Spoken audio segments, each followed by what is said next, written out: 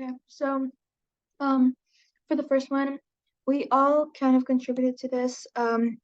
We did the background and then the three buttons, the maze one, the keyboard, and then here's the coloring mouse button that they all lead with this function to the like next game, to the games that they are representing.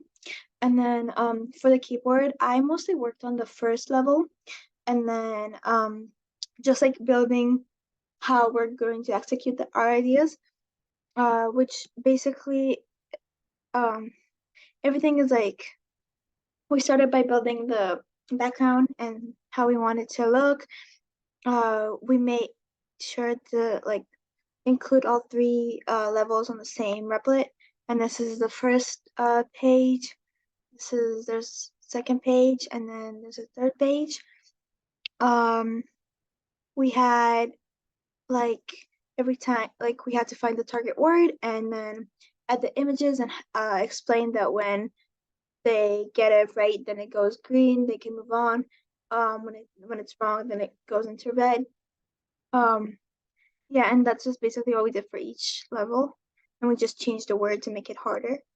Um, I worked on these mazes on the three levels of the maze a lot. I had to hard code most of the lines, and what we did basically was hard code all these lines, like each one of them, and then after that to make sure that every time or like when we're drawing the line that when it collides, then it restarts. So all those are the ways we did it. So every time it collides, then it has to restart. And then this is where if it gets to cheese, then it like says good job and you can move to the next level.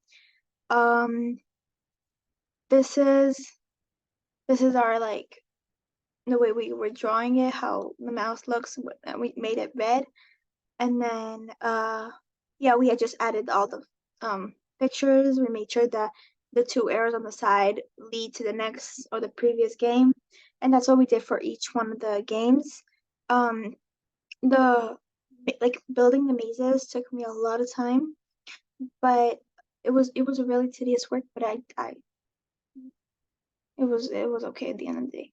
And then we just made like the next two mazes with just more lines to make it harder for the kids.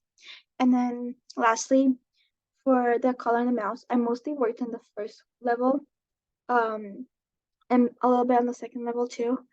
Um, it was basically what we did is we had to um find like which pixels were white, and if they are touching something that is not white, then you basically lose the game. Let me show.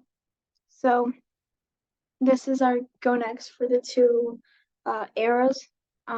This is our erase tool on the bottom. This is how we did the erase button. This is see. Oh, this is like the eraser button. This is how we created it. And just basically, yeah, every time it's not on the white, then it's like this is a timer. And we had to make sure that our silhouettes that we were choosing the photos, we had to make sure that they're white inside and that we can like paste them inside so and make sure that all the background is a different color so it doesn't get mixed up. But yeah, this is basically it. Oh, and we worked a lot on the design and like how to make sure that it's understandable and easy for people to work.